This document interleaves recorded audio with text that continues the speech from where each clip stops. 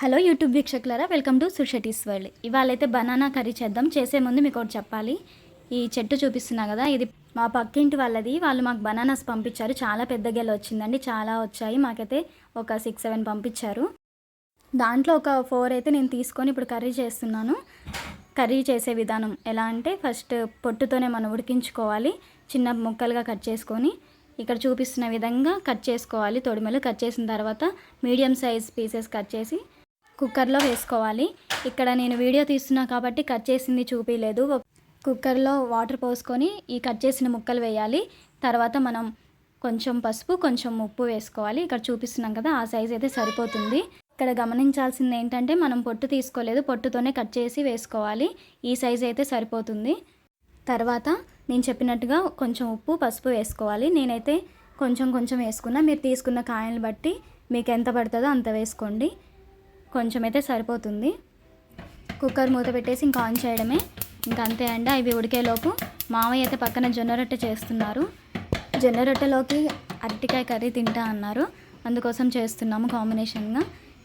2-3 whistles వచ్చిన తర్వాత ఇంకా ఆఫ్ చేయడమే. చూడండి, ఓపెన్ చేసి చూస్తే ఎంత బాగా ఉడికాయో. ఒకవేళ సరిగా ఉడకకపోతే కొంచెం గట్టిగా ఉంటే మళ్ళీ పెట్టుకోండి. మాకైతే ఇక్కడ మంచిగా పర్ఫెక్ట్గా ఉడికాయి. ఇప్పుడు పచ్చికారం కోసం కొన్ని పచ్చిమిర్చి అయితే తుంపి జార్లో వేసా. తర్వాత ఉప్పు, ఎల్లిపాయలు, ఈ 3 కలిపి మిక్సీ చేసుకోవాలి. బాగా మెత్తగా చేసుకోవద్దు, మీడియంగా చేసుకుంటే సరిపోతుంది. ఇక్కడ చూపిస్తున్న విధంగా పచ్చికారం చేసుకోవాలి. ఇంకా ఇది పక్కన పెట్టుకొని ఉడికిచ్చిన బనానా పొట్టు తీసుకొని ముక్కలుగా కట్ చేసి పక్కన పెట్టుకుందాం. తర్వాత స్టవ్ ఆన్ చేసి ప్యాన్ పెట్టుకొని ఆయిల్ వేసుకోవాలి. ఆయిల్ బాగా వేడైన తర్వాత తాలింపు గింజలు వేసుకోవాలి. తర్వాత కొంచెం కరివేపాకు, ఇంకా ఆనియన్స్ వేసుకోవాలి.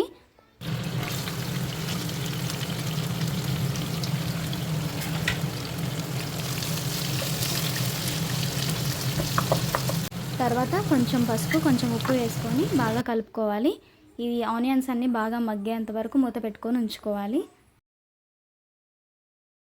ఆనియన్స్ మగ్గిన తర్వాత కొంచెం అల్లం వెల్లుల్లి పేస్ట్, ఇందాక మనం పట్టు పెట్టుకున్న పచ్చికారం కొంచెం వేసుకొని కలుపుకోవాలి. ఇక నేను కొంచెమే వేసుకున్నాను, మీరు ఎక్కువ తింటే మీరు కొంచెం ఎక్కువ వేసుకోండి. ఇంకా బాగా కలుపుకున్న తర్వాత ఇంకా మూత పెట్టేసుకోవడమే. కారం మొత్తం ఆనియన్స్కి పట్టాలి.